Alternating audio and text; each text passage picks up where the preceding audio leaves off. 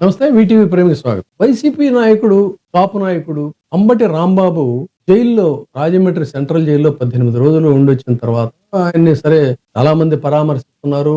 కాపులు చాలా మంది ఆయన ఇంటికి తండోపతండాలుగా వెళ్తూ ముద్రగడ పద్మనాభం లాంటి కాపుడు, ఇంకా ఇతరత్ర చాలా మంది వీళ్ళందరూ కూడా ఆయన పరామర్శించారు. ఆయన కూడా మాట్లాడుతున్నాడు. ఇప్పటికే చాలా సార్లు ప్రెస్ మీట్లు పెట్టి చాలా సందర్భాలు వీడియోలు ఇవన్నీ కూడా జరిగాయి. సరే, నాకు ఆయనకి ఉన్నటువంటి చిరకాల బంధంతో నేను కూడా పలకరించడానికి వెళ్ళినప్పుడు నిజానికి ఏంటంటే ఆయన చాలా గంభీరంగా ఉన్నాడు. చాలా గంభీరంగా మాట్లాడుతూ ఓపెన్ గా కూడా భయపడే ప్రసక్తే లేదు అని మళ్ళీ పదే పదే స్టేట్మెంట్స్ అవన్నీ కూడా ఇస్తారు. కానీ ఆ గాంభీర్యం ఆ వయసులో, అంటే ఇంచుమించు బహుశా 67-68 సంవత్సరాల వయసు, అంటే వయసులో 18 రోజుల పాటు జైల్లో మళ్ళీ బయటకు అదే ఎనర్జీస్తో అదే మాట్లాడుతున్నటువంటి ఇది చూస్తే చాలా మంది ఆశ్చర్యపోతారు అని చెప్పి.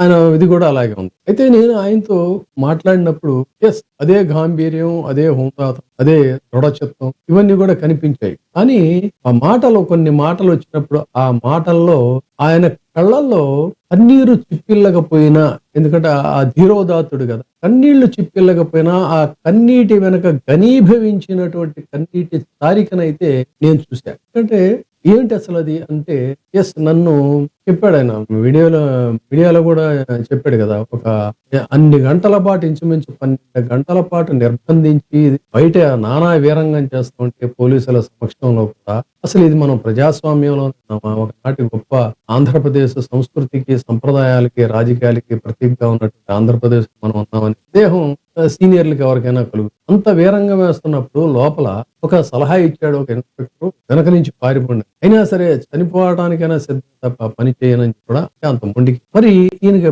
బాధ కలిగింది ఎక్కడ?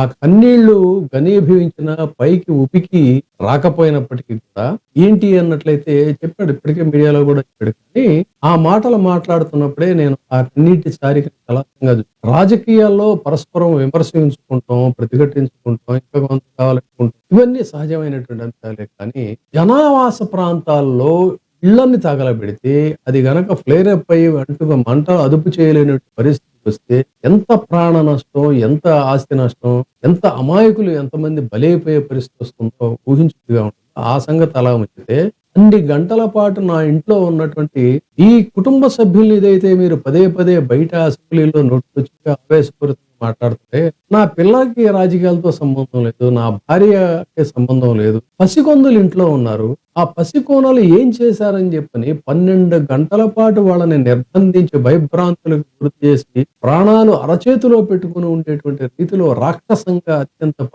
ప్రవర్తించినటువంటి తీరు, నన్ను జైల్లో పెట్టి హింసించినా, నాకు పడకకే ఇవ్వకపోయినా, చెప్పులు తలకి బాత్రూమ్ చదవలేదు, నాకు నేను మానసికంగా దైహికంగా బాధపడినప్పుడు అవ్వలేదు. కానీ ఆ పసికందులు ఏం చేశారని, వాళ్ళని ఆ ఆడపిల్లలు ఏం చేశారని వాళ్ళకి ఆ పనిష్మెంట్ మాట్లాడుతున్నప్పుడు ఆ రాక్షస ప్రవృత్తి గురించి ఆయన నెరేట్ చేస్తున్నప్పుడు మాత్రం ఆ కళ్ళల్లో ఘనీభవించి చారికి ఎవరైనా కూడా ఇంత పైకి గాంభీర్యంగా ఉన్నా కూడా ఆ లోపల మనసులో తెలుస్తున్నటువంటి బాధ అది అనేది నాకు అనిపించి, మరి ఆ కసిగా మార్చుకొని కసిధారావర్తం చేస్తున్నటువంటి రాంబాబు ఖచ్చితంగా నేను దీనికి బదులు తీర్చుకుంటాను చేస్తాడు. ప్రజాస్వామ్యంలో ఈ తరహా దాడులు, ఈ తరహా ప్రతీకారాలు, ఈ తరహా తీర్చుకునేటువంటి వ్యవహారం ఇది ఎంతవరకు శ్రేయస్కరం అనేటువంటి, అసలు వీళ్ళు పాలించేటువంటి అర్హత వీళ్ళకు ఉందా? ప్రజలు మీకు ఓటేశారు, ప్రజలు వాళ్ళని ఓడించారు, మళ్ళీ మీరు బాగా చేస్తే మిమ్మల్ని నెత్తి మీద పెట్టుకుంటారు, కాదన్నట్లయితే చేస్తారు. ఈ ప్రభుత్వాలు మారుతుంటాయి, కానీ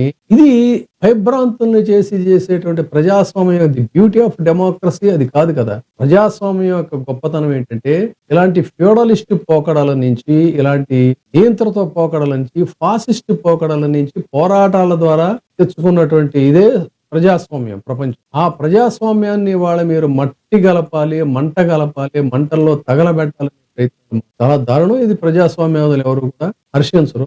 మొత్తంగా తన యొక్క మనస్థైర్యాన్ని, ఆత్మస్థైర్యాన్ని చూసినప్పుడు, ముఖ్యంగా ఆయన కుమార్తె ఇంట్లో తన ఉంటూ ఒక వైద్యురాలిగా తన వృత్తి తన పరిస్థితుల్లో ముంచుకొచ్చిన సమయమందు ఉగ్రవాదం ఒకటే మందు అంటాడు క్రీస్తు.